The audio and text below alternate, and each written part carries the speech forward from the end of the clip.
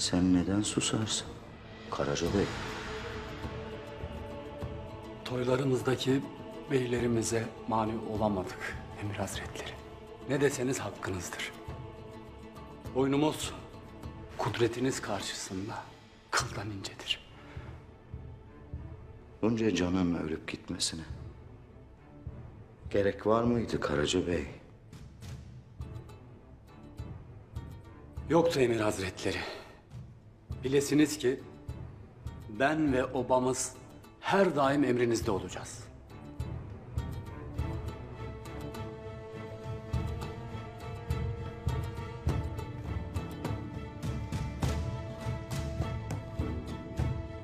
Gayrı obalarınızın beylerini ben seçeceğim.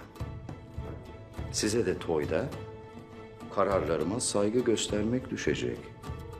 Her kim ki göstermez, bedelini obasıyla birlikte öder.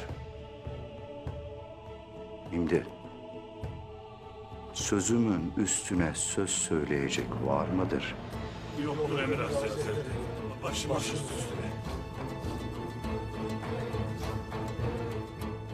Karaca Bey, Her kim ki emrinize itaat etmez, önce karşısında beni bulur Emir Hazretleri.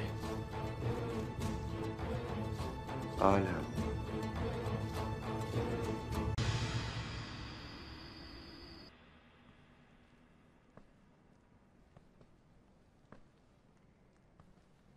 Ertuğrul geldiğinde onu teslim olmaya ikna etmek mecburiyetindeyiz ağabey. Şehzade ile ikisi teslim olmalı. Onları sultana ben kendim götüreceğim. Sultanla konuşup Ertuğrul'un isyan etmediğine ikna edeceğim onu.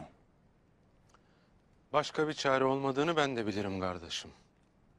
Lakin sultan ya ikna olmaz da Ertuğrul'un canına kastederse? Ordularıyla birlikte Konya'dan yola çıktığını biliriz. Belli ki öfkelidir. Ertuğrul'un ağzından çıkacak tek bir yanlış söz nelere mal olur. Düşündükçe keçileri kaçıracak gibi olur.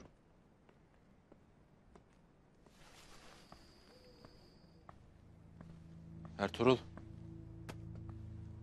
Tuğtekin Bey'in ahvali nedir? Vallahi kardeşim durumu hiç iyi değil. Anam yanında. Ertuğrul, konuşmalıyız.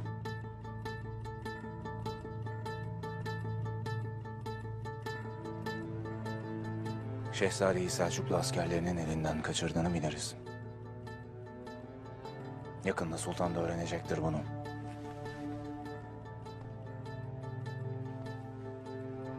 Şehzade ile birlikte sultanın adaletine teslim olman gerekir kardeşim.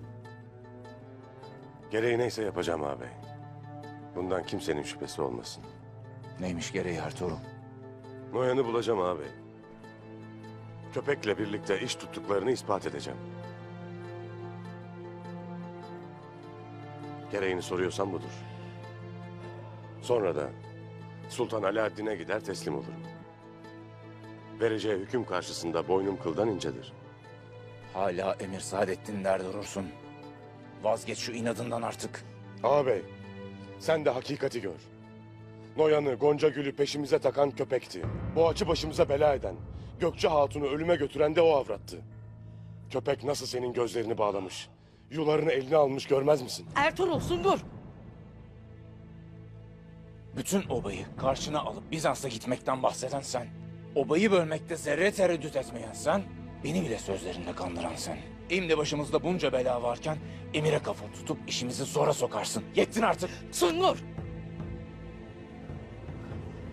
Ne yapıyorsunuz siz? Ha? Ne yapıyorsunuz? Tuğtekin içeride ölümle pençeleşiyor. Bir anda Gökçe genç yaşta cansız yatıyor. Yeter artık.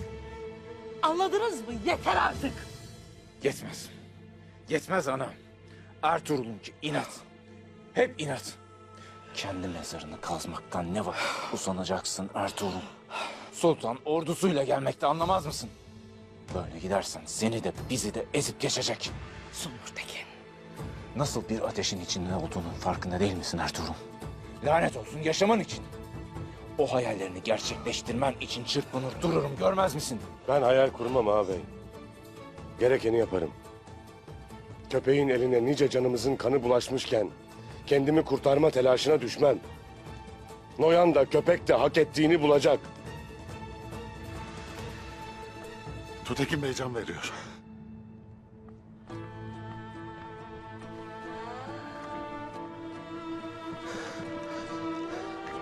Kardeşim.